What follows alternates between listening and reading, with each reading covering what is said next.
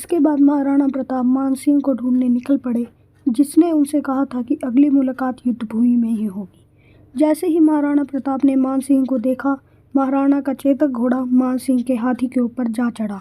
महाराणा के भीषण प्रहार से मानसिंह का हाथी तो मर गया, लेकिन मानसिंह भाग निकला। इस समय महाराणा के शरीर पर असंख्य घाव और पैरों पर गोली लग चुकी थी। हाथी की सूंड पर लगी तलवार के कारण चेतक का पैर भी घायल हो चुका था, इसलिए वे रणभूमि छोड़कर चले आए। परंतु रास्ते में दुर्भाग्य से चेतक की मृत्यु हो गई। मानसिंह ने पहाड़ी के दर्रों में जाने के बजाय अपनी सेना को वापिस मेवाड़ के लिए रवाना कर दिया। अकबर की विशाल साधन संपन्न सेना का गर्व मेवाड़ की सेना ने मिट्टी में मिला दिया था। जैसे ही यह खबर अकबर तक पहुंची, अकबर ने मानसिंह का 3 महीने तक राज दरबार में आना बंद कर दिया।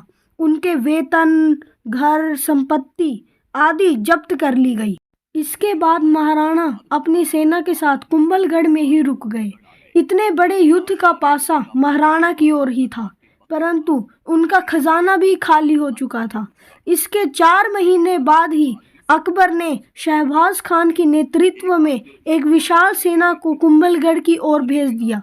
इतने बड़े हल्दी घाटी के युद्ध के बाद एक और युद्ध मेवाड़ की सेना के लिए हानिकारक हो सकता था, इसलिए महाराणा प्रताप कुंभलगढ़ के किले को छोड़कर वापस वहां से चले गए और कुंभलगढ़ के किले पर शहबाज खान का अधिकार हो गया।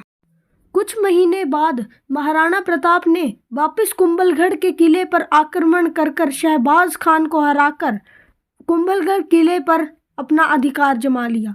उसके बाद उन्होंने अपने सभी सामंतों को एक सभा में बिठाया, जहां उनके सामंतों ने उन्हें यह सुझाव दिया कि उन्हें अब सिंधु की ओर जाना चाहिए और वहां धन इकट्ठा कर सेना बनानी चाहिए। उनका सुझाव मानते हुए महाराणा प्रताप कुंभलगढ़ छोड़ सिंधु की ओर बढ़ चले।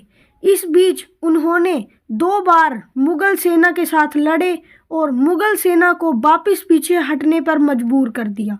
इसके बाद महाराणा ने अपना डेरा चोलिया गांव में लगाया, जहां पर परम दानवीर बहामा शाह ने उनके लिए अपना खजाना खोल दिया। उन्होंने महाराणा प्रताप को 25 लाख रुपए की सहायता दी। इतनी बड़ी धनराशि को प्राप्त करने के बाद महाराणा प्रताप बहुत खुश हुए तथा वे सिंधु जाने के बजाय वापस मेवाड़ की ओर चले गए।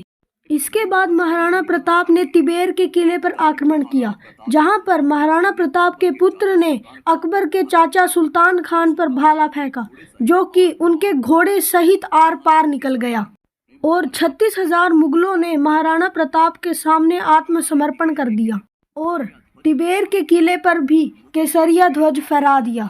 अपनी इस हार से बौखलाए अकबर ने जगन्नाथ कछवाहा को युद्ध के लिए भेजा, परंतु वो भी महाराणा प्रताप से हार गया और उनसे माफी मांगकर बकायदा हर्जाना भी भरा। इसी के बाद महाराणा प्रताप ने कमलवीर के किले को भी जीत लिया। इन्हीं लगातार जीतों के बाद महाराणा प्रताप ने 1585 को चावंड को जीतकर उसे अपनी राजधानी बना लिया। इसी तरह महाराणा प्रताप ने मुगलों के एक एक कर 32 किलों पर अपना कब्जा कर लिया और अकबर की नींदें हराम कर दी। मानसिंह से देशद्रोह का बदला लेने के लिए उन्होंने आमेर के मालपुरा पर आक्रमण कर दिया और मानसिंह की बेशुमार दौलत पर अपना कब्जा कर लिया। अकबर भी समझ चुका था कि मेवाड़ के इस शेर को कोई भी कैद नहीं कर सकता, इसलिए उसने महाराणा को ना छेड़ने में ही अपनी भलाई समझी।